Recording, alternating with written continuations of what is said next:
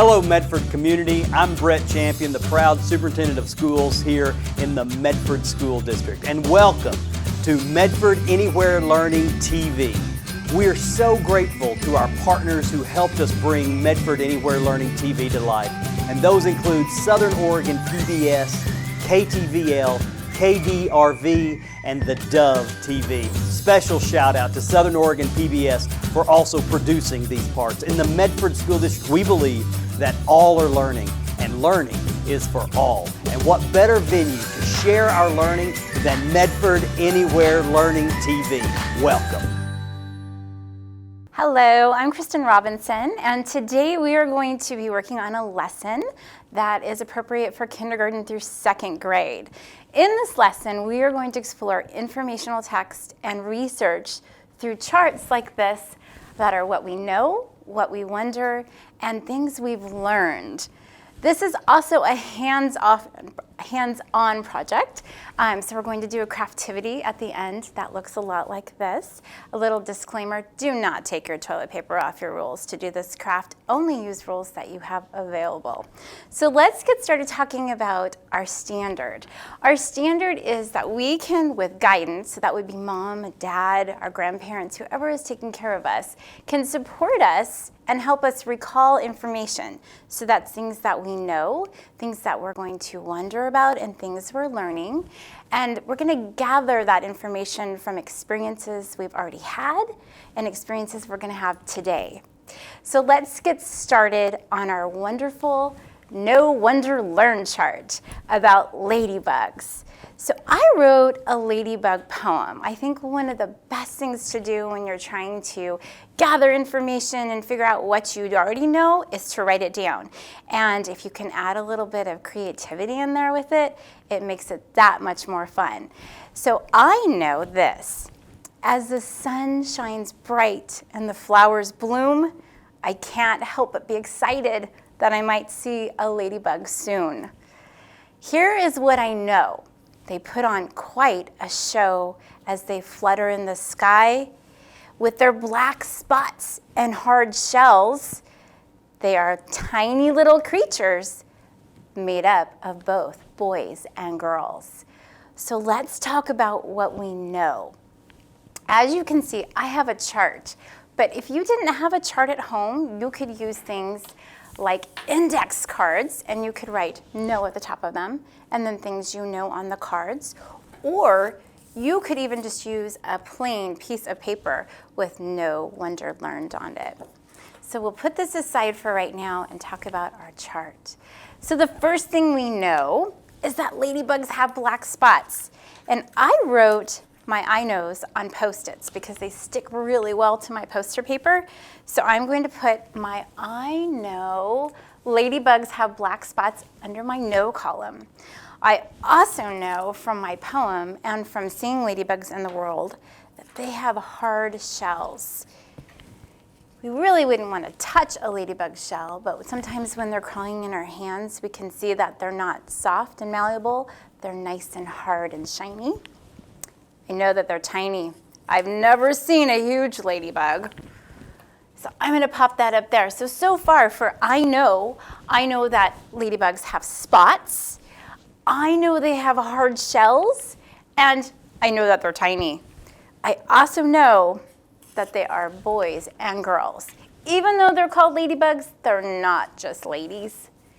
And then we talked about that ladybugs fly through the sky. So I'm going to put my I know ladybugs fly through the sky under my know column.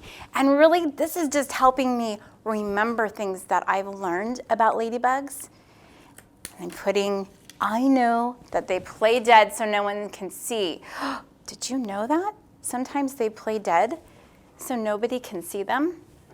So let's read the rest of I knows.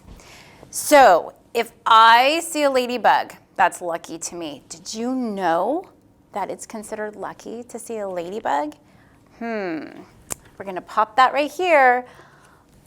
So what I have under my know column so far is I know ladybugs have black spots. I know they have hard shells. I know that they're tiny.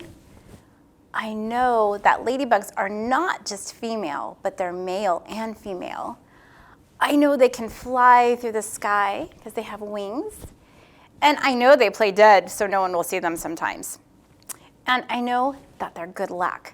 So now I'm to the part where I'm kind of wondering things that I don't know about ladybugs, or maybe things I think I might know, but I'm still curious about. So let's keep reading. I can't help but wonder how many legs they have. I don't think I've ever counted the legs on a ladybug. Why are they so lucky? Why aren't they bad? Sometimes we think bugs are bad. What kind of insect might they be? Do they all have spots? Do they live in a tree? What do they eat? Where do they sleep? Do they have moms and dads? Are they all red and black? These are questions that I ask. So I have a few questions to post in my wonder column, because this is my column where I'm questioning. I'm wondering about things I don't necessarily know, but a wonder can also be something I think I kind of know, but I want a solid answer to.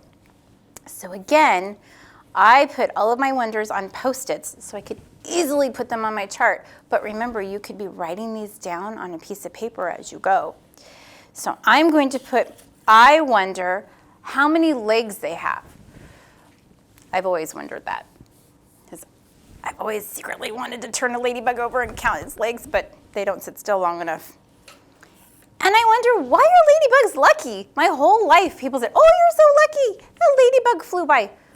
Why are they lucky? And I wonder what kind of insect they are.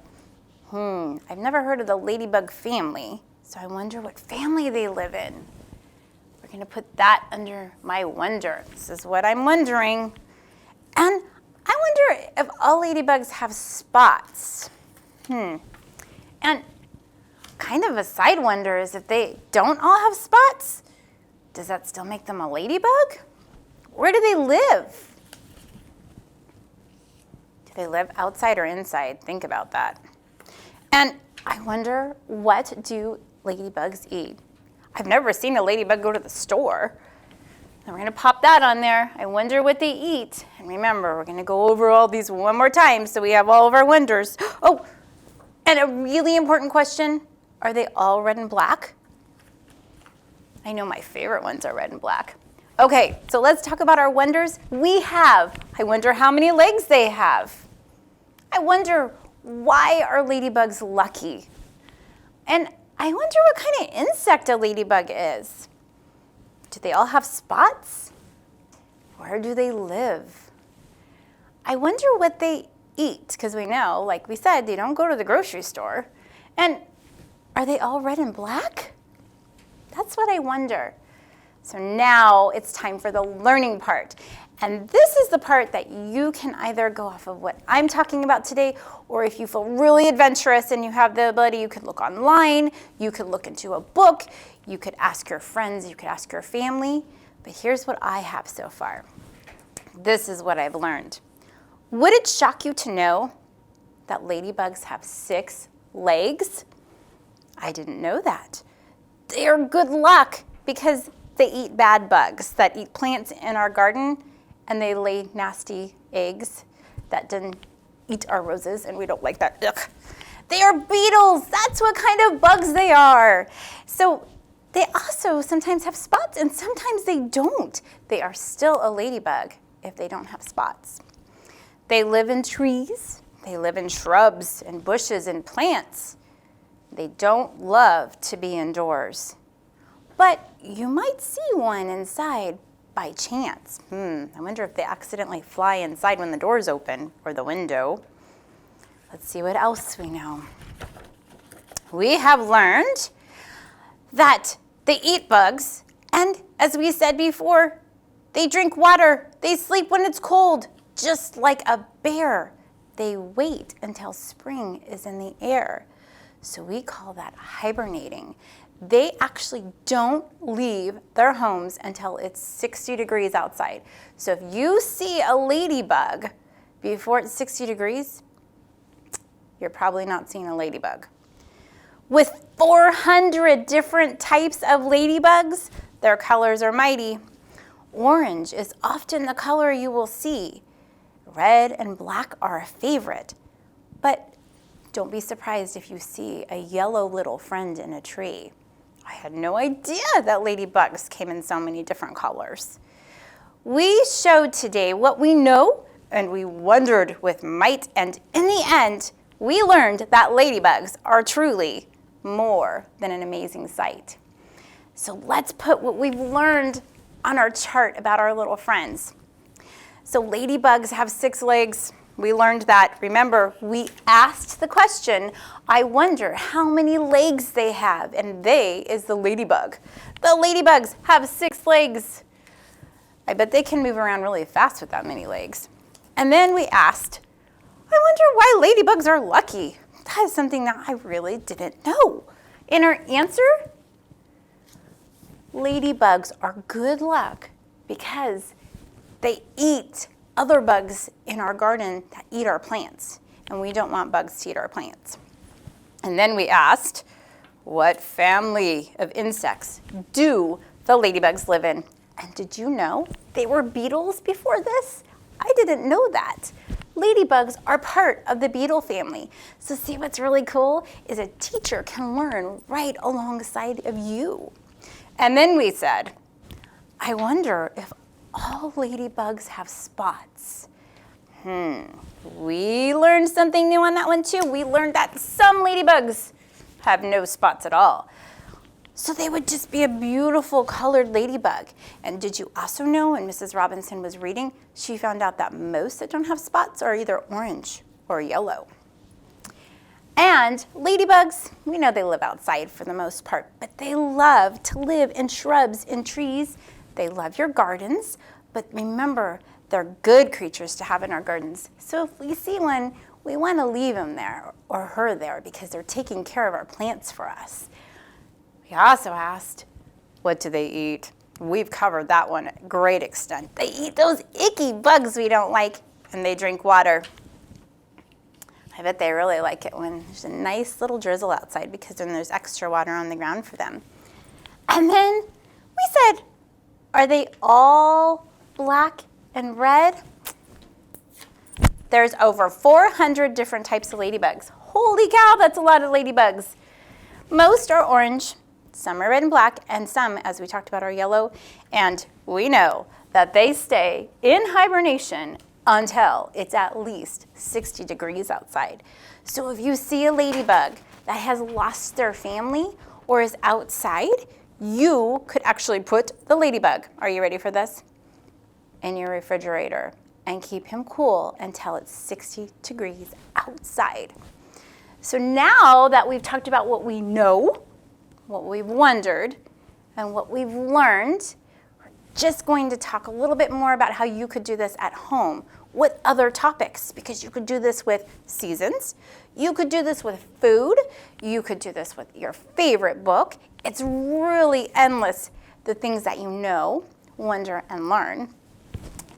If you have construction paper at home, you can make your own little titles, and you can put them down on a piece of paper, what I know, what I wonder, and what I learned. And you could also change wonder to I'm wondering about, or I have questions about. You could also use your index cards. And remember, parents, if you're using this as a writing assignment, our youngest learners can have you write it and you can have them trace over those letters. That will help with their letter formation. So now that we've done this fun part, we're going to move on to the craftivity. That will be hands-on. It helps develop those fine motor skills, and it engages the brain in a little bit of creativity. It is now time to move on to probably my favorite part. Knowledge is cool, but the craftivity is super fun. So what you will need is a toilet paper roll. Again, please don't take the toilet paper off of the rolls you have in your house to do this. Wait till you have some empties. Or you can use a paper towel roll that you cut in half. Or if you don't have either of those, you could just use a piece of construction paper, or this could even be white paper that you color in and you roll it up into a cylinder shape. The best way to attach this, if you are doing just a piece of paper, is to put a couple pieces of tape down, or you can glue the inside and tape it. And then I like to use clothespins to hold it until it dries. So you can see I went ahead and covered a toilet paper roll. And this is what it will look like after it's covered. Just to give you an idea of how I start out, I cut the strip of paper, and I like to tape it down just because it gives me a nice secure place to start. And then I roll this around, and then you can either use a glue stick or just white glue and just apply some glue on the end. And you could also put this on the roll too, because glue really likes to stick to glue. And then you're gonna roll it around. And we are gonna borrow the clothespins off of my roll that's already dry, just so you can kind of see how I pop that on there, like so. And clothespins are handy. If you have a rubber band, you could use a rubber band. If you have binder clips, you could use binder clips. And if you have just paper clips, you could use paper clips. And if all else fails, you could use string.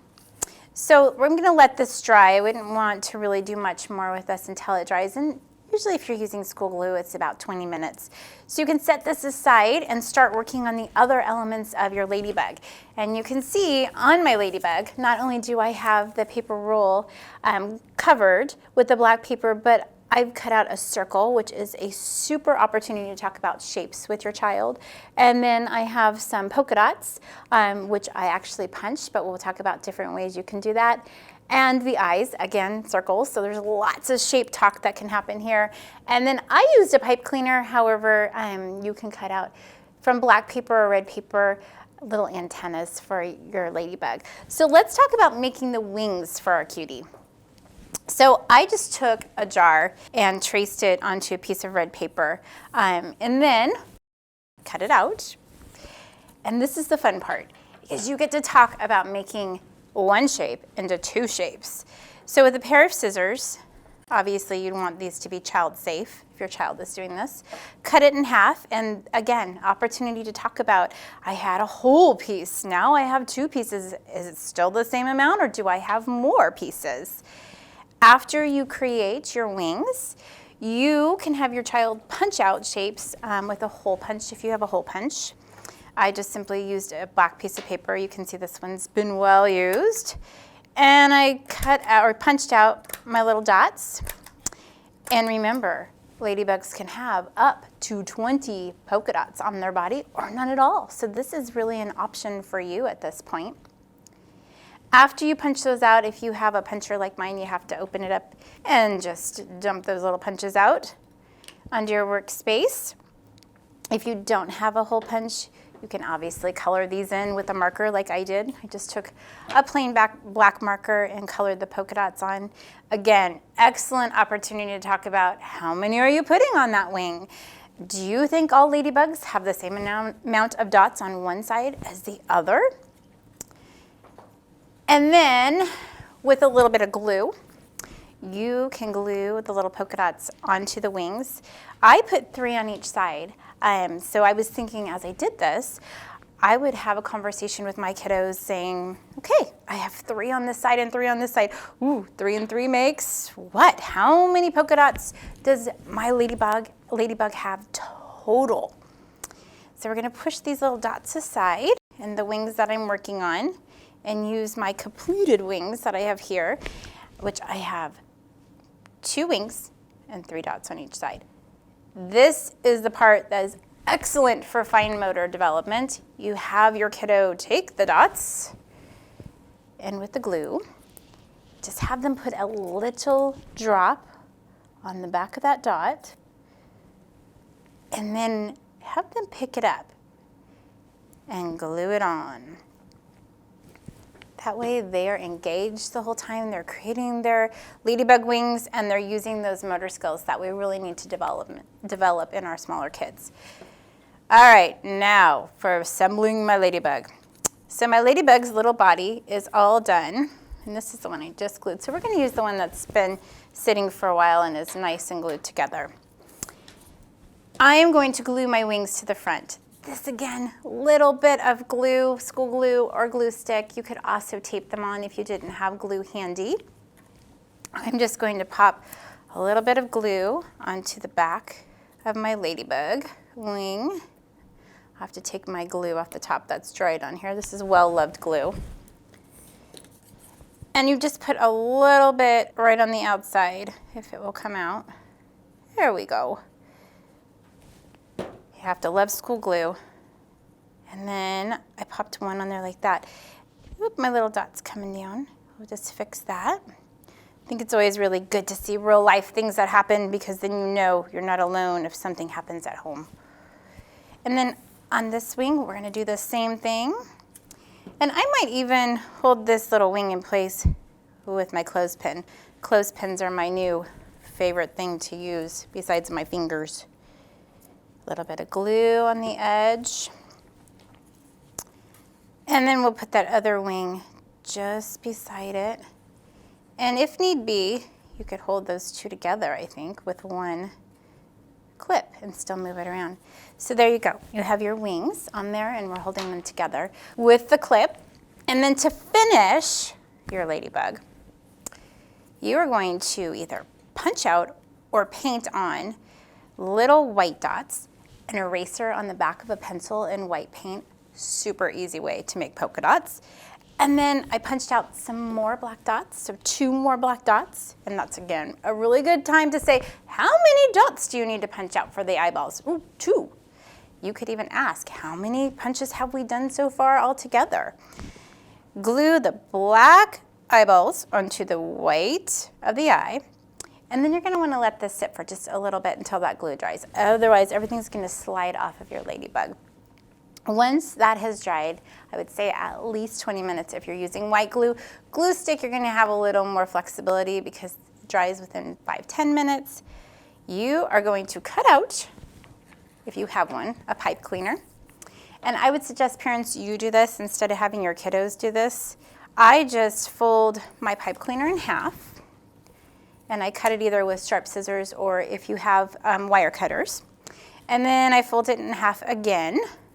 Again, a great opportunity to talk about parts and pieces.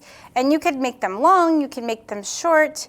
Just bend those little antennae a little bit at the top.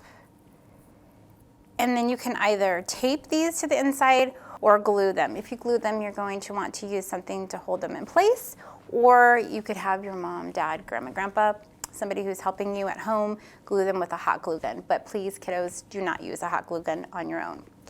Once it's all dried, you have your ladybug, and you could actually take your ladybug and walk over to your chart and go over what you know, what you wondered, and what you learned, and compare it to the ladybug that you've made. If you wanted to take it one step further, you could probably even make some little legs to go off on the sides. But keep it fun, because it's a craftivity and it's meant to help you learn something wonderful about our world.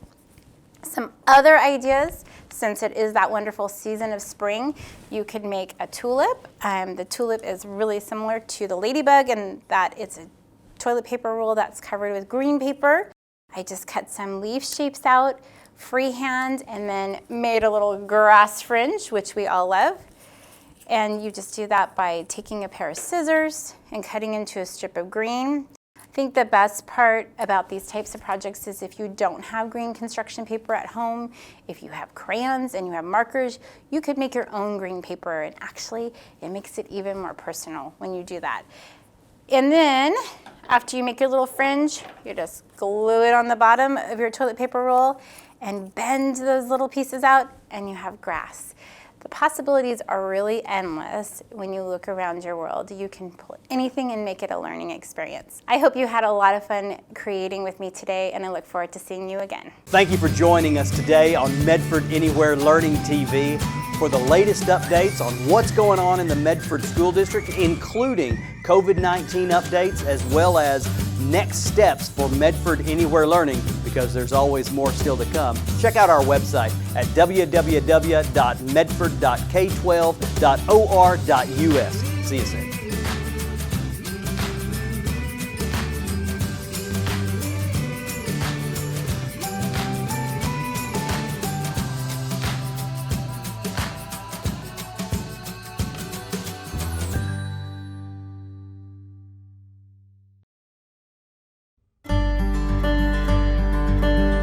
It's a big enough district, so you get all the support that you need from the different staff, from the coaches, from the administration, but at the same time, it has a sense of family. We all know each other. It's a small community in that sense. The environment at South Medford is one of the most positive environments that I've ever been in. You walk down the hall and you talk to your peers and you feel supported and you feel loved. It's a community-oriented place, not just teachers, but the community is involved in the education of children. And I believe that in this district, we work very, very hard together for a common goal to make sure that all children are succeeding at all levels and all diversity, and we try to incorporate as many things as we can and work together to make sure that children are going to succeed. My name is Gloria Pareto Robertson, and I'm the Oregon State Teacher of the Year for the year 2017. I teach kindergarten at Howard Elementary. The reason why I love teaching in Medford is that, especially here at Howard Elementary, we have such a diverse population. This year in my class, I have students that are Filipino and they speak Tagalog, and then I have some students that speak Spanish and they come from all different parts of South America. Our students really need role models. For our kids to see, hey, you know, that person looks like me. They even speak like me at times, or being able to connect to the parents in that way. That it's absolutely critical that our kids see their faces in the role models that are looking at every day. One of my former students, she is now in community college. She was in my kindergarten class 13 years ago. She says, you have been my first and for the longest time, the only Mexican teacher I've had. And the fact that my mother can communicate with you and the other parents were able to communicate with you and see that school is a wonderful place to be and that it's a safe place to be and that we can learn just as well as everyone else.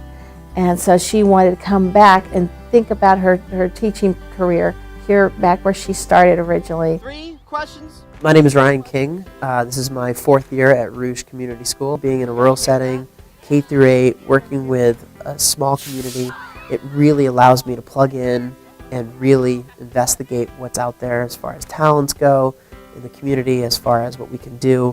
The field trips are plenty. We always go out into the environment and do service learning projects. 1, 2, 3. And what's great is this Pathways program that Medford has installed at the high school level. Working in a middle school, I can prepare them for that journey now. To spell by stretching I'm them Isaiah out. Ganaway, and I teach kindergarten, and this is my first year. I love it. I'm having a great time. It's a lot of learning, but that's part of the fun of it too. The other kindergarten teachers took me in, let me be a part of the team, let me have input, which was fantastic for somebody who doesn't have experience, and they listened to me and let me be a part of the team. One of the best ways for teachers to feel successful is when the students experience success. And you know, all the professional development that we do outside of the building is really important for us to sharpen that saw. But at the same time, the best professional development takes place inside the building. And when teachers collaborate with each other, that is just, we get so much out of those experiences. The support that you get from administration and from the other teachers is different than in all places. So you really want to check out the school and the school district that you're going to. I had a 10-year career on the East Coast, and when I made this move, I made it deliberately. I knew what I wanted, I knew what I was looking for, and South Medford had it. My greatest joy for teaching music is opening the doors for children and watching them go through it, and the smiles and the joy that they have on their faces when they succeed with something they had no idea that they were capable of. One of the greatest things that I hear from students is that they feel that South Medford is a safe and happy place. They're excited to be here, they want to be here, they're excited to see what you have in store for them that day, and if you ever have a question, you just ask your neighbor, and they're there for you.